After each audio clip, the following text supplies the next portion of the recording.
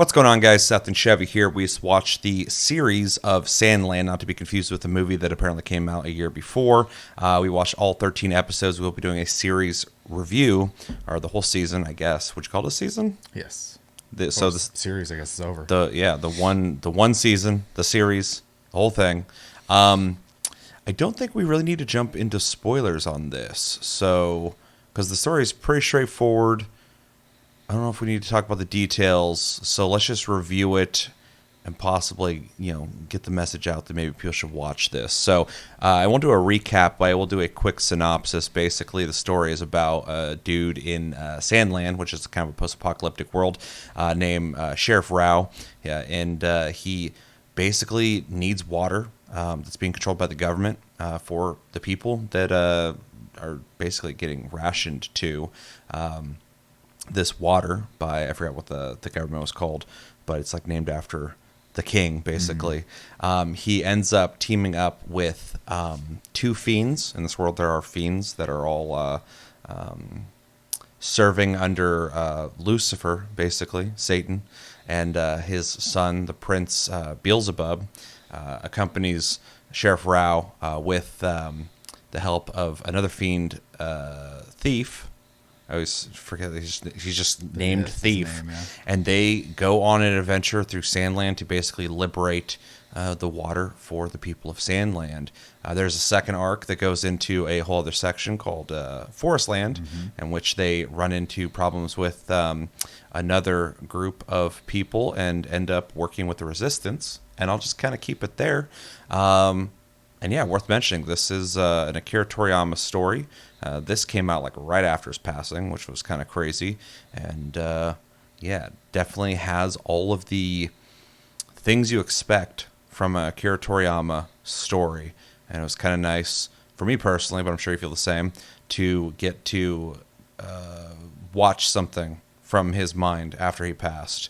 Get something more than Dragon Ball and Dragon Ball Z. I know he's done other things too, but I haven't read or watched any of those except for Dragon Ball Z, and GT, and I watched like 2 episodes of Super. But yeah, anyway, rest in peace to him. So without going too far into the specifics of the story, what did we think of the 13 episodes of Sandland? Yeah, well, I went into it obviously with very little knowledge of it, so I was initially surprised by it being a CG production, which I'm not against. I just wasn't expecting it. It was done very well. Yeah, I liked it. Which I appreciated. The way they did the CG. Yeah. I also think it fits his art style very well as well. We've kind of already seen that in games with the examples of like Dragon Quest as a recent example of that. And so already know it holds up well, and the people who did the show did it very well as well. The world itself is very basic naming conventions, but it's fun, which I like. And I think one of the strengths of this whole series is just how straightforward and simplistic it is. It tells a story that I think is worthwhile. It's got a good message, basically, but everything's very simple. It's just like this is Sandland, this is Forestland. These are the bad guys. These are the good guys. Yeah. Yeah, and then something that is done very well in the show that I think is also done very well in the Dragon Ball series, which is characters are unique and interesting. Charming, all of them. Have a lot of personality. Even when you have, Rao, who is very much just like by appearance, a grumpy old man. He's not really that grumpy, to be honest. He's just an old dude. Yeah, but stern. He has a lot more character than you kind of initially get out of him, because he's just like, in the very beginning, he's just a sheriff. So, so I appreciate that a lot. The show was really good also about like having just like good moments for humor on top of some world building, and then some decent action scenes, though they were definitely not the focus. It was fun to watch how they would choreograph specifically vehicle combat in the game, the show. There's a game. We watched the trailer for the game right before doing this, so my brain's all over the place. And that was actually really surprising, because a lot of times, especially in like animations in general, not just like Japanese, but tank ballistics are usually kind of like shown as these huge, massive explosions, as if they're shooting TNT out of them. And Yep. this show is really good about like the ballistics feeling like ballistics. Yep. Bullet will hit metal, and you just hear a ting, and then the metal's folded in. There's not like this huge explosion. There might be dust or smoke, but no boom. I actually really liked the tank combat in this series, which is surprising. And I think this might be bold of me to say, and correct me. Maybe there's something out there I haven't seen that I should. I thought the tank combat in this was better than most mecha animes I've seen, and the combat they have in those kinds of shows, which is surprising. I haven't seen very many, but Yeah, but any would that I say have so. seen, Yeah. it's just like, slashing and that's it. It's over. But like this had like really good choreography and really clever, smart, strategic, even though sometimes you're like, I can't believe that happened, but Right. the show's the show and they're having fun. But it's always creative. It's always fun. Yeah. They somehow made tank combat super engaging, which is so surprising. And there's a lot of tension to it. There's a lot of like build up, a lot of like aiming your shot and like waiting, and then it happens. That I really enjoyed. In fact, I thought the tank combat was better than a lot of the like fighting that happens in the show, which there's not a lot, but when it does happen, it's done well. But I think the tank stuff was like really, really handled well. It was a pleasant surprise because Yeah. pretty used to, especially with like Akira Toriyama, like hand-to-hand combat's kind of bread and butter there, and there was that in this as well. It's not quite as hyper, obviously, because they're not a bunch of aliens and superpowers and gods and stuff like that. I mean, there are to an extent, but they're not sitting there shooting beams at each other. You get a little bit of energy type stuff, but it's pretty minimal. People with abilities are pretty rare in Yeah. this compared to something like Dragon Ball or Z. Yeah, and then the side cast, as expected, from Akira Toriyama as well, were also just full of a lot of life and personality. There's specifically a group of 4 who I will not mention. I'll let you guys check that out yourselves, but they are very silly but very fun characters. I mean, vaguely, are we talking about the swimmers? Yeah, Yeah. and they just kind of constantly make an appearance in the show, which is fun. So, Yeah. Other than that, I think like you said earlier, the story is to the point, but it doesn't have to be complicated, and it did exactly what it needed to do to keep the story going forward, and it wasn't boring. And then It's just a solid story. Like, you kind of expect at least the arc where it's going to resolve, but you don't know how it's going to resolve, but you kind of assume this is going to happen. Right. But it's satisfying, especially because all the characters are so charming, and all the set pieces that get to that point are so entertaining that like it's just like a solid story. Yeah, and the music was okay. Yeah. It had some good moments. It had some like I probably wouldn't have picked that for that scene moments, but small nitpick. Though I really like not just the song, because it's not like a song I would listen to, but I liked the intro sequence As an of the OP, episode. I liked Yeah, it. it was, but like even the visual stuff too, I think are a lot of fun. It really kind of sets up this like this show's not super serious, even though it deals with some pretty dark stuff. It's not like a super serious show in a lot of ways, so it's kind of like Right. has this zany feel to it. That's kind of fun. Yeah, I would agree that as an OP for the show, I enjoyed it a lot. It was fun. It was done well, and I liked watching it. But I wouldn't buy the song. Yeah. So, overall though, I enjoyed it myself, and it was a pleasant surprise, which is nice. So.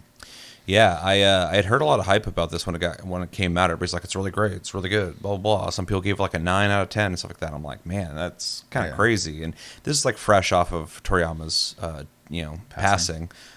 So a part of me was like, he kind of can't miss though in a lot of ways. Like he's got a great mind, or had a great mind, but also I don't know if a lot of that is just because people are already missing him and taking anything they can get from him might be like, yeah, this is a 9.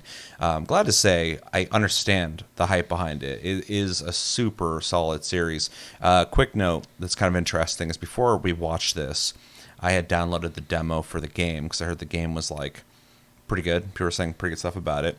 I played the demo and I'm like, yeah, it's pretty fun, but like, why am I a devil? Why am I hanging out with 2 old dudes? Why am I in a tank? Yeah. Why the objective is find water? Like, okay, like that's kind of like it's not really interesting, but the gameplay was pretty fun. Never bought the game after that. I will be picking up the game now after watching the series. But it's amazing how much context matters with something like this, because my perspective was, I was like, I'm a devil kid with two old dudes. I don't understand. You watch the show, you're like, oh, okay, that's what's going, and that's why they're in a tank. Yeah. That's why a tank's a major part. Oh, the water is kind of a big part of it. Okay, but it's only like an arc of two arcs, major arcs that happen in the series. So it's kind of interesting now in retrospect. I'm like, yeah, I want to play that now. Like, I already know where the story's going to go, but all that context there. So yeah, watching the show from episode 1, I was into it. The show has a lot of charm. The characters are a lot of fun. Beelzebub is a really fun character, very Toriyama character. I was really surprised by Sheriff Rao, because he is just an old dude, but without saying anything about it, he has a past that makes his character have some depth to him, which is interesting. And there's also this series takes place after things have happened already in the world. And so there's this really cool element of, like, a lot of people were there for that or have heard about that, or so everyone's kind of affected by the past. And so there's this thing that kind of carries forward through the show, and where people are like discussing this, and some really interesting human elements to the show that I enjoyed, where people of certain allegiances kind of shift in some ways or rethink what they're doing based off of new information. And it kind of adds to an overall fairly straightforward and simple story some depth to character development that I did not expect from this show at all. And it happens multiple times with multiple characters. It has a really good feeling of, like I said before, like good characters, bad characters, but then there's some kind of characters kind of in the center of that, which I thought was a lot of fun. Thief also is a really fun character.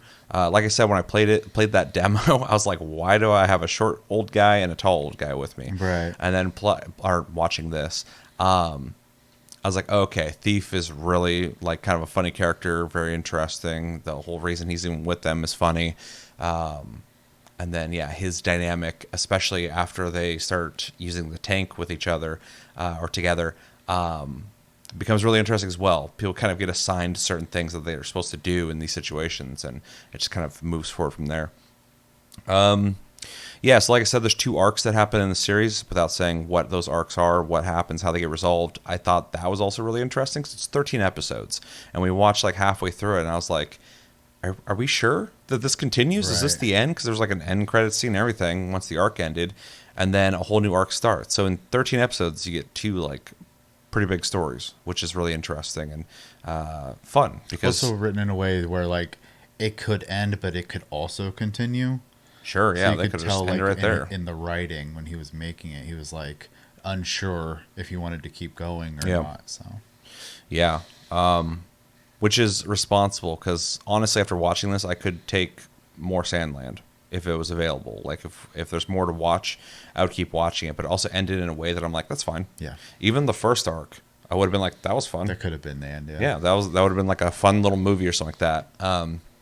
But then the second arc also was satisfying and ended in a way that I'm like, that was cool. So really well done in that regard. Characters are cool. Characters introduced later that I won't talk about are pretty cool. Also expand a little bit on the world and lore, especially when you find out more about Forest Land and its dynamic with Sandland. Combat is good, like I said. It's always fun. A lot of it is very Toriyama. The tank stuff I was not really prepared for, because I was like, I didn't know this was going to be like a tank combat show, but there's quite a bit in it, and it's done really well and really creative, and it's always really fun to see how they get out of situations. And the world's just full of so much Toriyama stuff that I love. So I think I like Dragon Ball more than Dragon Ball Z. I agree with that. Just because the early part of Dragon Ball Z has all this charm, and then later it turns super hyperactive, and it's got cool battles, but the heart of it changes. The heart of it kind of leaves. But Dragon Ball felt like really like heartfelt, felt like really like there's so much charm and character development, stuff like that. This had that feeling as well, and it's such a short little series, but it was just full of charm and fun. Like the whole thing is just completely solid. Every episode was great, and because they're dealing with a 13 episode arc, or 2 arcs in 13 episodes, they don't waste any time. Like there's never parts that feel like filler or anything that feels like it's taking too long. The pacing is just boom, boom, boom, boom, boom. They resolve a lot in a single episode. Every episode ends in a way it's like, okay, I know where we're going, or that got resolved. Plus, I do a finished manga to go off of, but yeah. Yeah, no, but it was nice. As a series we watched, it was very satisfying. Yeah, for sure. So yeah, it's handled very well in my opinion, and the source material feels like it was kind of perfect for this length, and I feel like I got plenty out of it. I'd be curious to see if there's stuff in the original manga that didn't make it or not. I don't know. In the game trailer, there was some character I don't recognize, so I was like, I don't know if they added that for the game or what. I wouldn't be surprised. And what else? Yeah, music's fine. Wasn't a highlight. The CGI was done well, I think. Definitely felt like it was high quality for the CG you'll see in animes. Kind of varies up and down, and this one was higher end. A couple of those scenes had like weird frame rate things that you see in anime a lot when it comes to the CGI, but I don't mind it. I don't care. It's mass production. They got to do a bunch of episodes, and all the important parts are done well. It's usually like during panning shots. It's not during action. So. Yeah, or something where there's a lot of things happening on a bigger shot, so like it doesn't to detail all that and increase the frames and stuff. I understand. We're just passing this scene real quick.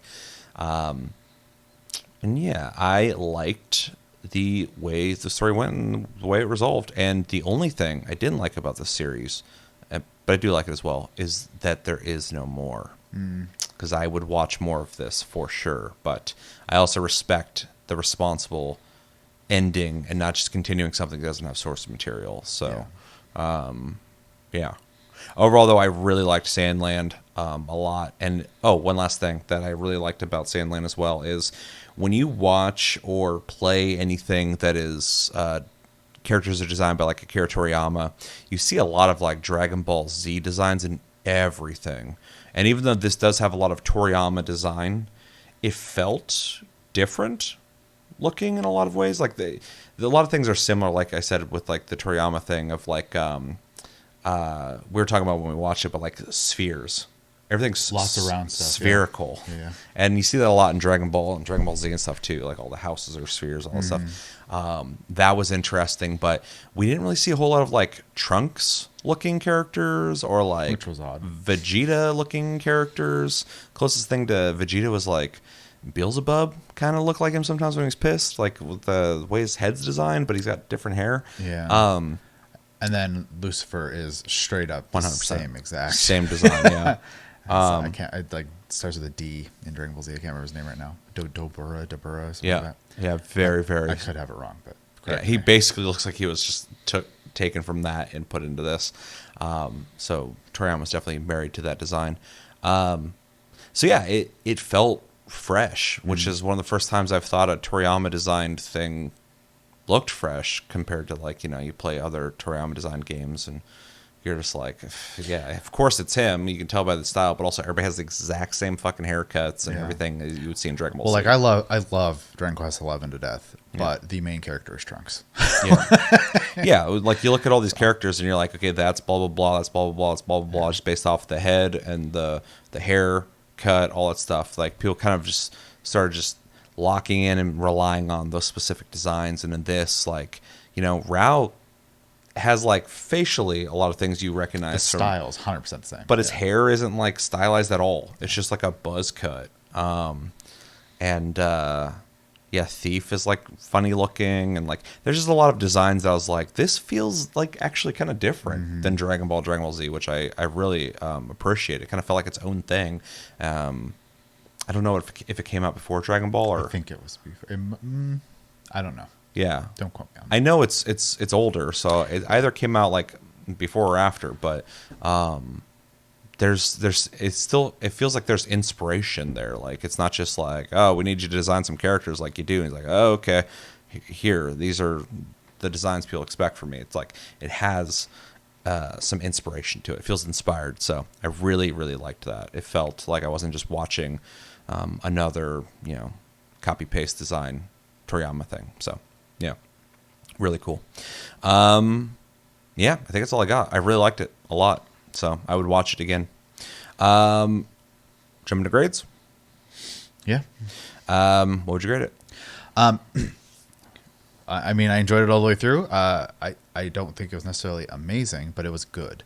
And I would also continue watching it if there was more. It just, obviously because of its more simple nature, I'm going to go ahead and give it a very, very strong B+. I enjoyed it quite a lot. I just don't think it'd be in my pinnacle of animes is all. So Yeah, it's fair. I'm going to give it a light A-. I really liked it a lot. It doesn't have, depth of characters, stuff like that. It's a very short series, but what they achieved in that series in just 13 episodes, I think is quite a bit. Also, I just love the feel-good nature of the show. Mm-hmm. It never dwells in the darker elements of it. There's always something where it's going to be fun again. It ends in fun ways, and I enjoyed just the simplicity of it. It's like, just straight up good in every way and no negatives. So I couldn't go like a full-on A, and I'm barely going A-, but it's definitely a highlight of the things we've watched for me. I really liked it a lot. I'm glad it lived up to the hype I was hearing, and I would watch it again, like I said. So yeah, light A-. Really liked it. Anything else? I don't think so. All right, let us know in the comments. Did you guys watch Sandland? Did you read Sandland? Let me know if they translated it well to series. And what'd you think of the series? What were some of your favorite highlights? If you want to talk spoilers, please put a spoiler warning on your comment for people who are watching this and not looking for spoilers. And what'd you think of the whole series? What were some of your favorite moments, favorite episodes? And yeah, overall thoughts on Sandland. We are freed up now of animes to watch until next season, I believe. As far as new shows, yes. Yeah. So if you guys have recommendations on shows you'd like us to watch, we are open to recommendations. Doesn't mean we will do it, but give us some ideas, and we'll start watching and reviewing things on Thursdays again.